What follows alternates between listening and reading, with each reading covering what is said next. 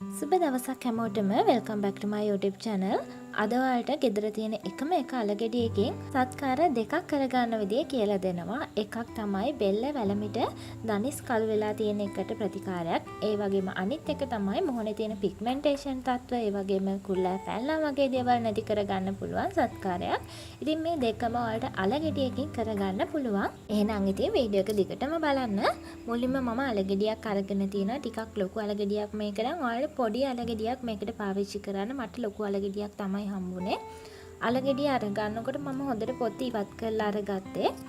අලගෙඩිය ඊට පස්සේ පොත් ඉවත් කරලා හොඳට සෝදලා මේ වගේ මම ග්‍රේඩ් කරගන්නවා. අලගෙඩිය ග්‍රේඩ් කරගත්තාම අපේ මේ වැඩේට ගොඩක් ලේසි. ඒ නිසා මේ වගේ ග්‍රේඩ් කරගන්නවා. අලගෙඩිය ග්‍රේඩ් කරගත්තට පස්සේ මම මේක කොටස් දෙකකට වෙන් කරගන්නවා අපේ සත්කාර දෙකට.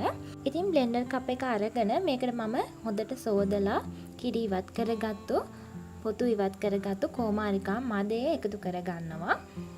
ඊට පස්සේ අර වෙන් කරගත්තු අල ටික එකතු කරගන්න ඕනේ. සාමාන්‍යයෙන් මම එක දෙකට කඩලා එකතු කරගත්තේ. ඊටු ටික තමයි මේ එකතු කරගන්නේ. ග්‍රේට් කරගත්තු අල සහ කෝමාරිකා මදය මේ වගේ හොඳට බ්ලෙන්ඩර් කරලා මෙන්න මේ වගේ අපිට අවසානයේට අරගන්න පුළුවන්.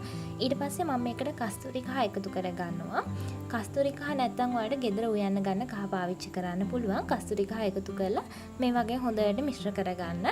මේ මිශ්‍රණය හදලා ඔයාලට බෙල්ලේ දනිස් වල එතකොට වැලමිටේ ඒ වගේ තැන්වල ඇප්ලයි කරන්න පුළුවන්.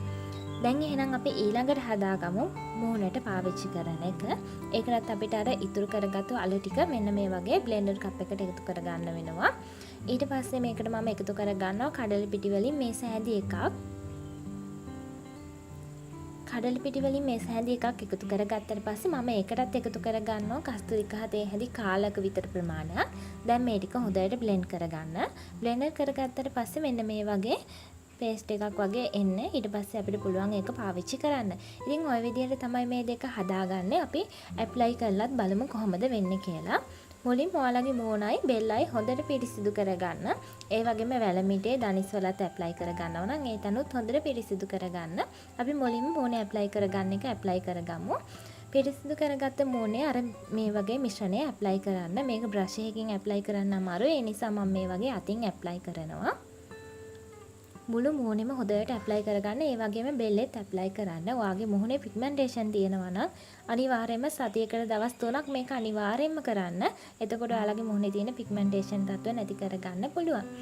දැන් ඊළඟට මම බෙල්ලෙත් ඇප්ලයි කරලා පෙන්නන්නම් අනිත් හදාගත්තු එක. මේ තියෙන කෝමාරිකා අල කස්තුරි කහ මිශ්‍රණය. ඒක මේ විදිහට බෙල්ලේ දනිස් වල වැලමිටේ ඇප්ලයි කරන්න. මේ දෙකම විනාඩි 10ක් විතර තියලා මූණේ සෝදලා ඉවත් කරන්න. සෝදනකොට ඔයාලා සබන් ෆේස් වොෂ් කිසිම දෙයක් පාවිච්චි කරන්න එපා. සාමාන්‍ය වතුරේ සෝදලා ඉවත් කරන්න. ඉතින් මේ බෙල්ලේ වැලමිටේ ගන්න එකත් ඔයාලා සතියකට දවස් 3ක් වගේ කරොත් හොඳ රිසල්ට් එකක් ගන්න පුළුවන්. මේ මිශ්‍රණය ඔයාලා වැඩිපුර හදාගත්තා නම් ඔයාලට පුළුවන් ෆ්‍රිජ් එකේ දාලා තියාගන්න. ෆ්‍රිජ් එකේ දාලා තියාගන්නකොට අනිවාර්යයෙන්ම ආවරණයක් දාලා ෆ්‍රිජ් එකේ දාලා තියාගෙන පාවිච්චි කරන්න. ඉතින් ওই විදිහට තමයි මේක කරගන්නේ. ඔයාලා try කරලා බලන්න. මම හිතනවා මේ වීඩියෝ එක ඔයාලට ගොඩක් වැදගත් වෙන්න ඇති කියලා. ඉතින් මේ වගේ වීඩියෝ එකකින් තවත් දවසක හම්බෙමු.